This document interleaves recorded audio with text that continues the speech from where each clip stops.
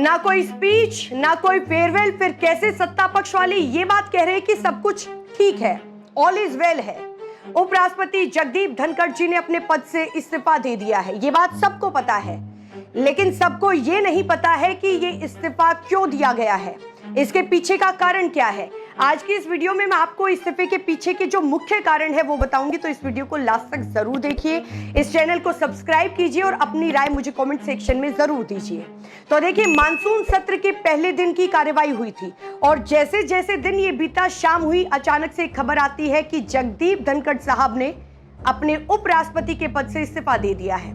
उन्होंने बताया कि उनकी तबीयत ठीक नहीं है, इस वजह से उन्होंने अपने पद से इस्तीफा दिया है।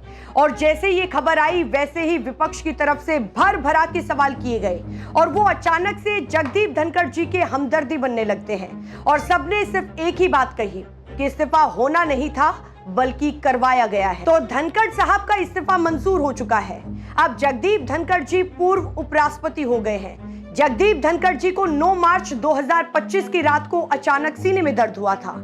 ध्यान से सुनिए, 9 मार्च 2025 को, और डॉक्टर्स ने उस समय कहा था कि आपको हाई ब्लड प्रेशर और कार्डियक अरेस्ट जैसी समस्याएं हैं, तो आप आराम कीजिए। अब सवाल यह है कि आपको डॉक्टर्स ने ये बात मार्च के महीने में कही थी और आपने पूरे 5 महीने बाद इस्तीफा ये कहकर दिया है कि आपकी तबीयत ठीक नहीं है। अब आते हैं सबसे इंपॉर्टेंट बात पर। देखिए, इस बार सदन में ऑपरेशन सिंदूर पर चर्चा होनी थी और जस्टिस यशवंत वर्मा के मुद्दे पर भी चर्चा होनी थी। ये वही जस्टिस वर्मा है जिनके घर 15 करोड़ कैश जले मिले थे। उन जस्टिस वर्मा के खिलाफ महाभियोग भी आना था और कहानी यही से शुरू होती है।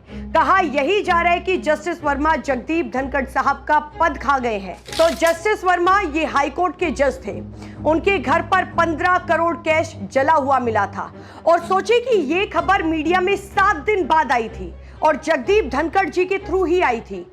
आप सोचिए कि इतनी बड़ी खबर है और ये खबर मीडिया में आई ही नहीं है, यानी कि कोई बहुत बड़ा आदमी ही होगा जिसने इस पूरी खबर को दबाया होगा।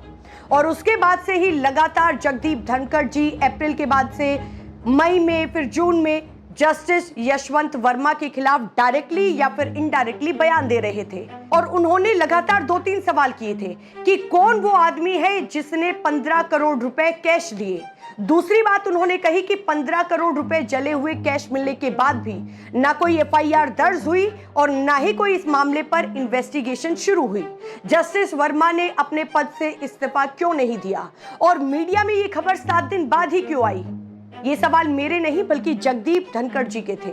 जहां भी जगदीप धनखड़ जी को मौका मिलता वो हर जगह इन तमाम मुद्दों को उठाते थे। और जगदीप धनखड़ साहब चाहते थे कि मानसून सत्र में जब महाभियोग आए तो वो जांच कमेटी बनाए, यानी कि उन्हीं के अंडर ही एक जांच कमेटी बनाई जानी चाहिए कि उस कमेटी में कौन सुप्रीम कोर्ट का जज होगा, कौन हाई कोर्ट का जज होगा। और वो इस मामले को लीड करना चाहते थे, लेकिन उनको ये काम नहीं करने दिया जा रहा था।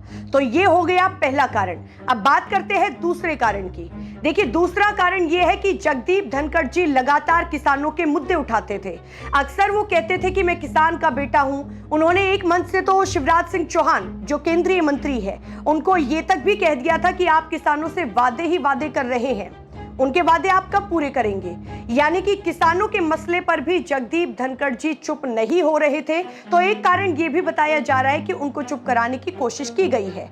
अब तीसरा कारण ये है कि मानसून सत्र के पहले ही दिन जेपी नड्डा और जगदीप धनखड़ जी के बीच में थोड़ी नोकझोंक हो गई थी। तो राजनीतिक पंडितों का साफ तौर पर यही कहना है कि ये मुख्य 3 कारण है जिस वजह से जगदीप धनखड़ जी ने अपने पद से इस्तीफा दिया है। इस खबर ने सबको चौंका दिया था कि खुद जगदीप धनखड़ जी ने एक बार खुद कहा था कि 2027 में मैं इस्तीफा दूंगा।